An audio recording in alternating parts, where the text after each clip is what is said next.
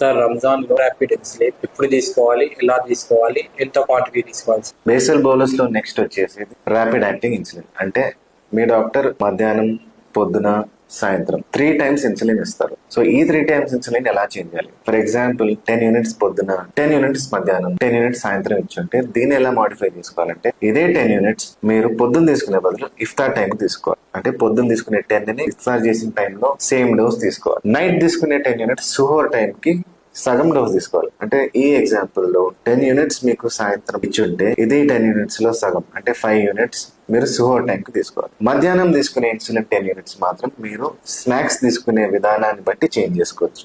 ఒకవేళ heavy snacks తీసుకుంటే same dose తీసుకోవాలి.